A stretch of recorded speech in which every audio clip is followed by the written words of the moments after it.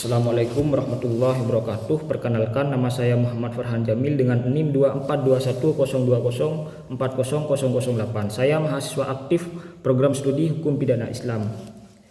Jadi di sini saya akan menganalisis topik tentang no viral no justice di dalam penegakan hukum. Jadi no viral no justice di dalam penegakan hukum ini adalah suatu kondisi di mana ketika suatu kasus hukum itu baru mendapat perhatian ketika kasus tersebut viral di media sosial. Namun ketika kasus tersebut tidak viral di media sosial, masyarakat ini menganggap laporan yang dilakukan oleh masyarakat, aduan yang dilakukan oleh masyarakat yang dilakukan secara formal tersebut tidak dilanjuti secara benar-benar oleh aparat penegak hukum. Namun ketika viral barulah keadilan itu didapatkan. Itu anggapan masyarakat dari no viral no justice ini. No viral no justice ini banyak terjadi di berbagai kasus tindak pidana seperti tindak pidana pembunuhan, tindak pidana penganiayaan, tindak pidana pelecehan dan semacamnya.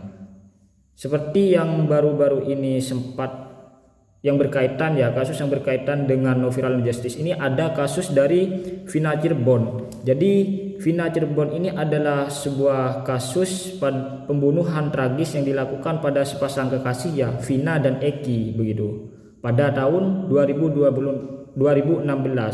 Namun pada 2024 pembunuhan ini, kasus ini dijadikan sebagai film, yang mana di dalam film tersebut mengungkap bahwasanya dalang dari pembunuhan Vina dan Eki ini masih masih berkeliaran begitu. Sehingga dalam hal ini masyarakat itu meledak begitu. Masyarakat itu menuntut agar dalang daripada pembunuhan Vina dan Eki ini diusut, ditemukan begitu. Dalam hal ini respon masyarakat itu solid begitu. Ketika kita berbicara tentang aturan hukum aturan hukum di Indonesia ini menganut prinsip equality before the law, yang mana semuanya itu setara di depan hukum begitu, dan menjamin hak dari setiap warga negara untuk memperoleh keadilan tanpa bergantung kepada viralitas. Hal ini telah diatur juga di dalam Undang-Undang Dasar tahun 1945 pasal 27 ayat 1 dan Undang-Undang 1945 pasal 28D ayat 1 mengenai tentang no viral no justice ini. Masyarakat ini merespon no viral no justice ini berbagai macam respon dari masyarakat ini. Yang pertama itu adanya no viral no justice ini menyebabkan menurunnya kepercayaan masyarakat terhadap aparat penegak hukum begitu, karena masyarakat mulai beranggapan bahwasannya keadilan itu tidak didapatkan ketika kasus itu tidak viral begitu.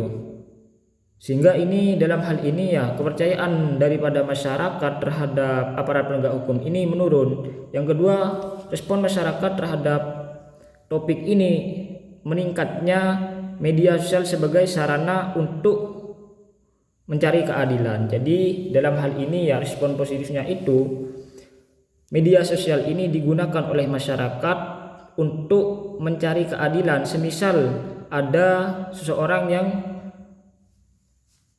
terkena kasus hukum yang mana dia itu mengunggah media sosial, sehingga orang-orang lain itu merespon hal tersebut begitu, sehingga menyebabkan aparat penegak hukum ini memberi perhatian terhadap kasus tersebut agar cepat-cepat ditangani begitu. Soalnya ada terbentuknya solidaritas sosial. Jadi dalam hal ini no viral justice ini menyebabkan masyarakat itu saling membantu begitu dalam penanganan kasus hukum itu agar cepat-cepat diproses oleh aparat penegak hukum. Seperti halnya contoh kasus pada Vina tersebut.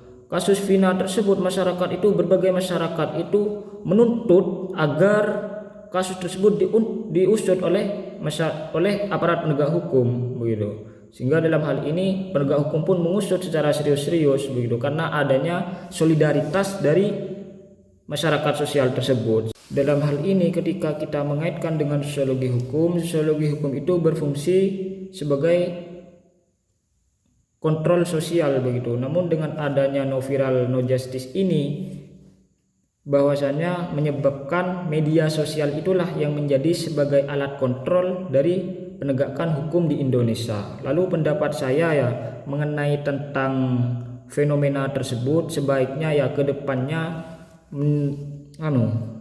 APH ini mengadakan evaluasi bagaimana sekiranya ya aparat penegak hukum ini melakukan tugasnya secara benar-benar begitu, sebagai penegak keadilan yang benar-benar berkeadilan begitu, tidak hanya menunggu viral saja begitu. Solusinya bagi saya agar menciptakan penegak hukum yang benar-benar berkeadilan ini, rombak sistem daripada hukum itu sendiri. Karena ketika kita berbicara tentang sistem ya, sistem ini merupakan pondasi daripada hukum itu sendiri begitu. Karena saya pernah mendengar ya statement dari seorang pakar hukum tata negara, yakni Profesor Yusril Iza Mahendra, yang mana beliau mengatakan di sistem yang kuat orang jahat dipaksa untuk menjadi baik, di sistem yang lemah orang baik dipaksa untuk menjadi jahat. Maka ketika kita memandang pada yang terjadi saat ini, sebenarnya di Indonesia ini tidak kekurangan ya aparat penegak hukum yang baik, tidak kekurangan. Banyak masih polisi baik, banyak jaksa baik, banyak hakim baik begitu. Namun orang-orang baik tersebut dipaksa untuk menjadi jahat dengan cara apa? Ada yang dengan cara diancam, ada yang dengan cara disuap dan semacamnya. Sehingga ini yang menjadi sebuah problem ya bagi penegakan hukum di Indonesia begitu.